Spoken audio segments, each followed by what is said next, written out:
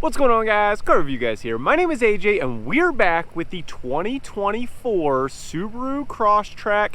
This one in particular is the limited trim level, and this is not the full review. Full review, link down below. So if you're wanting all the details, go watch that. This is going to be 5 things to love and 5 things to improve. Every single vehicle I get every single week gets this treatment. So let's start with the cinematic and let's get right into this, because you guys know we have to keep this under 12 minutes, so it's nice and short for you guys. Just hitting the highlights. Let's roll.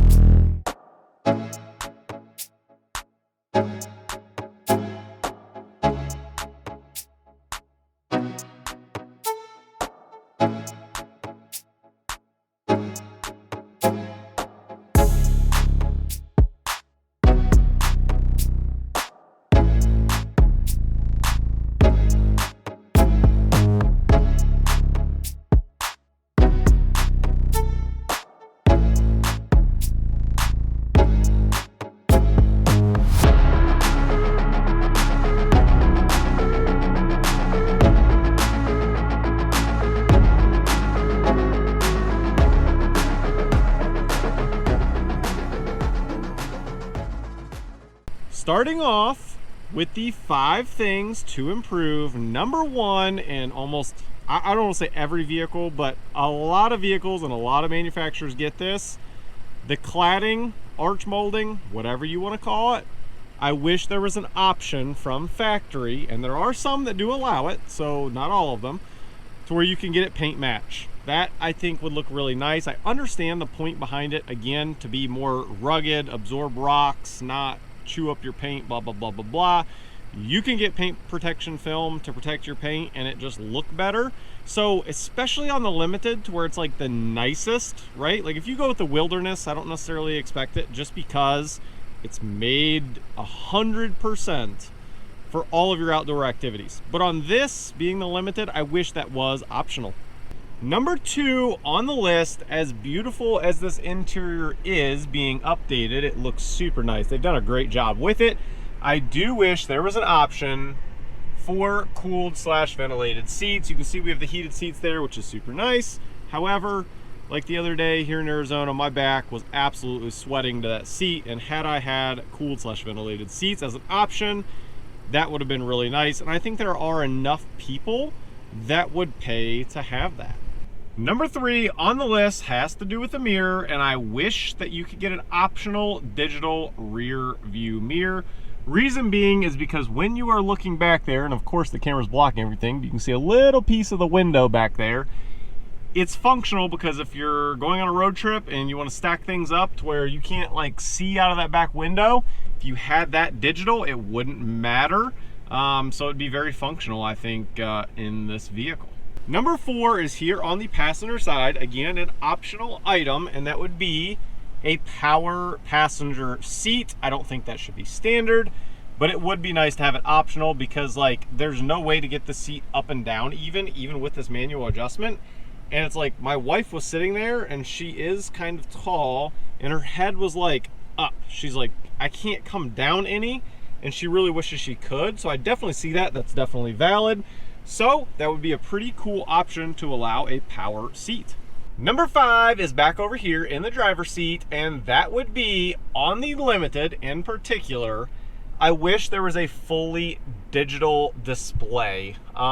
You know, being a 2024 completely refreshed, I don't expect that on all the other trim models because of cost, for sure. And this thing is an amazing value. And is this a big deal? Of course it's not.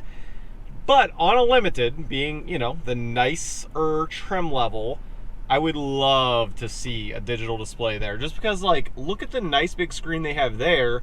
So it's like, ooh, nice, new, modern. And then you look over and it's like, I don't know, it's just not as luxurious, if you will. So that would be a pretty cool option. Moving on to the 5 things to love, and that number 1 on the list is up front. And for me, I love steering responsive headlamps.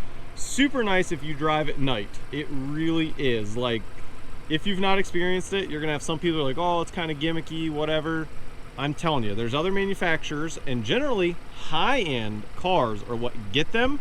So to have a vehicle that's in the price range of this, like $35,000 roughly, give or take $1,000 depending on little options, blah blah blah, basically $35,000, and you're getting a feature like that, pretty impressive. Number 2 on the list, and you can see already right in front of me, we got the nice big screen in the 2024. It is a fully updated, redesigned interior.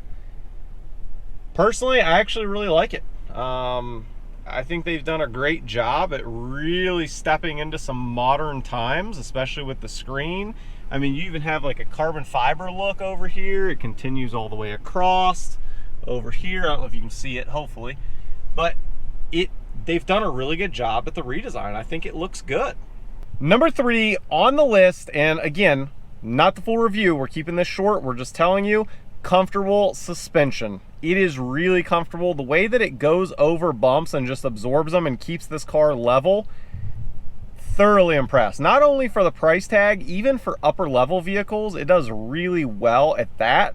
I'm impressed. I think they've done a good job there. Again, if you want to see examples of that, feel free to go watch the full review, link down below.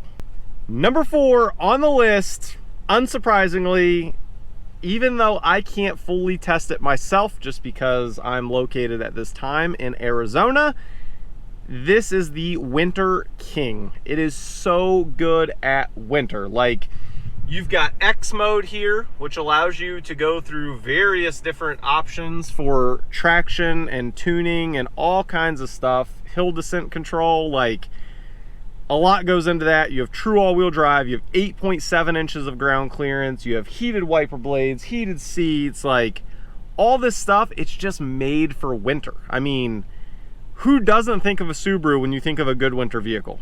Honestly, I mean, am I right? I'm right. Number 5 on the list, and that is the price tag. These are starting at right around the $24,995, going all the way up to like $37-ish.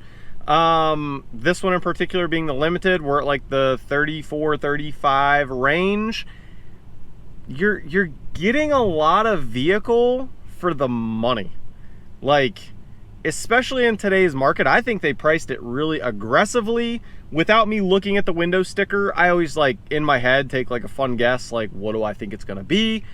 I was guessing this limited was gonna be $39,000, almost $40,000.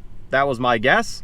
And when I checked the window sticker being in the 34, almost 35 range, like, I couldn't believe it. I was like, holy smokes, like, that's pretty good. So pretty impressed with that. Hopefully you guys enjoyed today's video. We're on the road to 20,000 subscribers. We are at over 18,000, I don't know, 200, somewhere in there. Appreciate every single one of you. Thank you guys for coming along on this journey. If you did, be sure to give it a thumbs up. If not, no big deal. Comment down below anything you want to know. I try to respond to every single person. As always, I'll catch you guys on the next one. Peace.